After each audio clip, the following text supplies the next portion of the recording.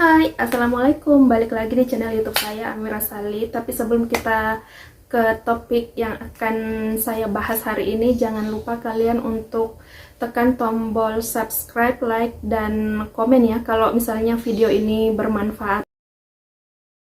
Jadi waktu awal dirujuk untuk analisa sperma itu sebenarnya karena setelah 2 bulan promil ke dokter kita itu nggak ada hasil ya, karena berhubung saya cuma dikasih obat-obat vitamin atau penyubur. Akhirnya waktu kunjungan ketiga kita kali itu suami dirujuklah untuk melakukan analisa sperma supaya bisa diketahui kondisi spermanya itu seperti apa ya.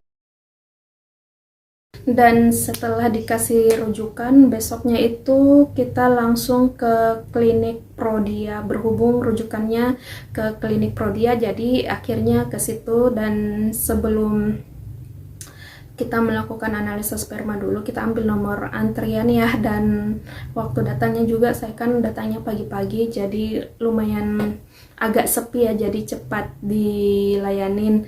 Dan setelah kita ngobrol panjang lebar dengan petugasnya, ditanya dulu ini rujukan dari dokter siapa, keluhannya apa, usia pernikahannya berapa. Jadi setelah kita jawab semua pertanyaan-pertanyaan petugas dari klinik itu, lalu si petugasnya tanya berhubungannya udah berapa lama vakum.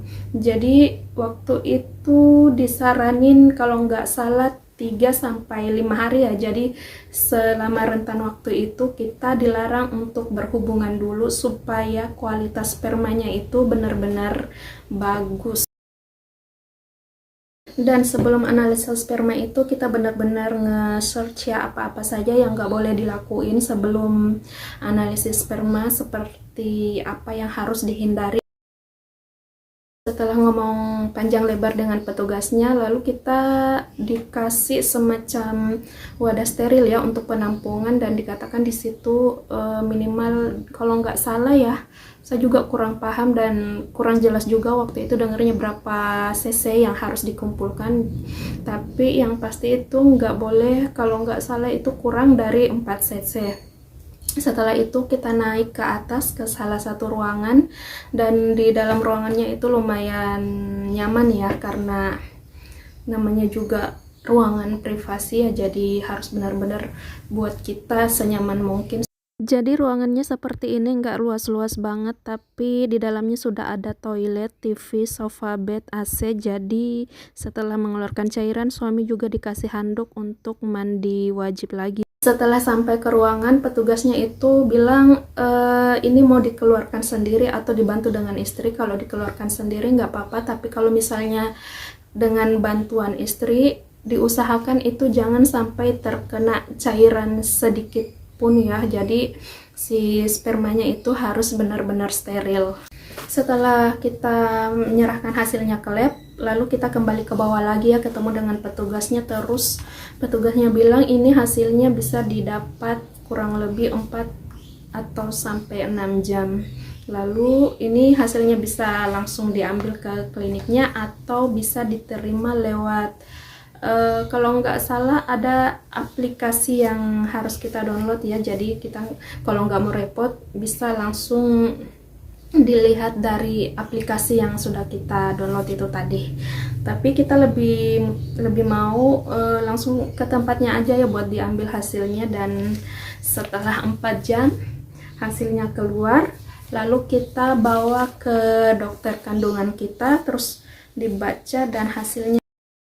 Jadi di sini saya akan bacakan ya hasilnya. Jadi di sini ada 4 kolom.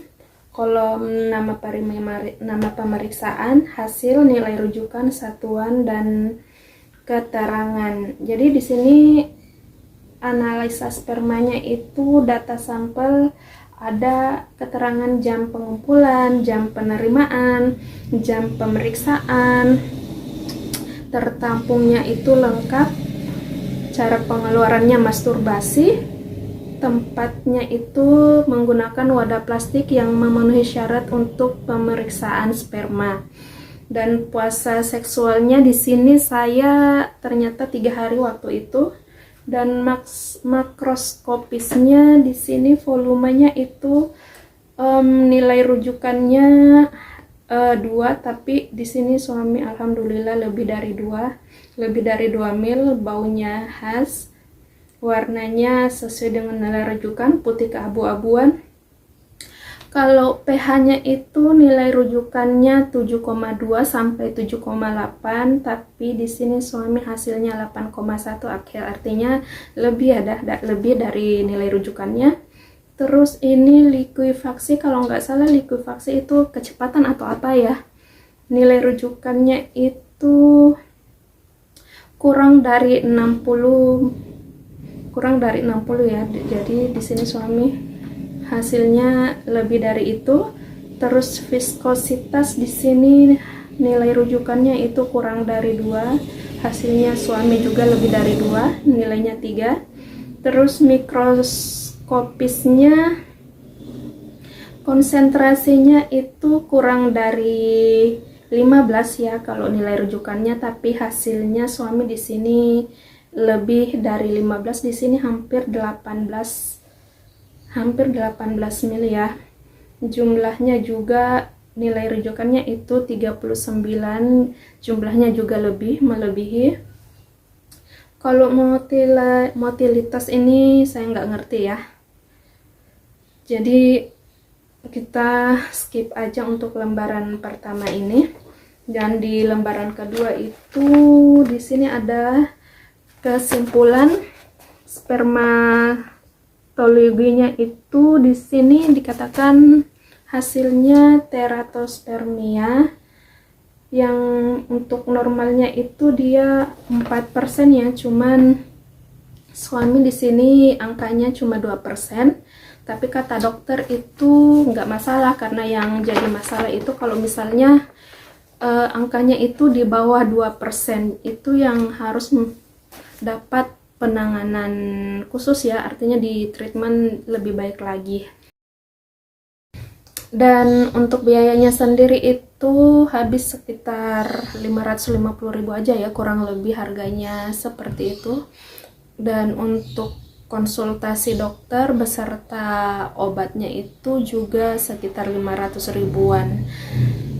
Jadi seperti itu. Mungkin analisa sperma di tiap tempat itu bisa berbeda ya, tergantung dari daerah masing-masing, bisa jadi lebih murah atau bisa jadi lebih mahal. Tahu hasilnya kita itu cukup kaget juga ya, kok bisa. Karena kalau dipikir selama ini pola hidup suami itu sehat banget, tapi yang namanya qadarullah ya, jadi kita harus menerima apapun kondisi yang kita alami. Jadi setelah dibaca, dokter langsung resepin semacam vitamin ya untuk sebulan buat suami. Jadi nama vitaminnya kalau nggak salah itu oligocare. Nanti saya akan sertakan juga seperti apa obatnya, dan itu dikonsumsi selama sebulan itu tiap hari. Jadi minumnya satu hari itu 1 biji. Dan setelah mengkonsumsi obat itu selama sebulan, ternyata hasil yang kita tunggu-tunggu juga nggak ada yang positif. Akhirnya kita kembali lagi ke dokter kita, kemudian saya diperiksa lagi. Akhirnya di situ ditemukan ada masalah ya di saluran rahim saya. Itu kayaknya dokter bilang itu ada polip, tapi polipnya itu masih kecil.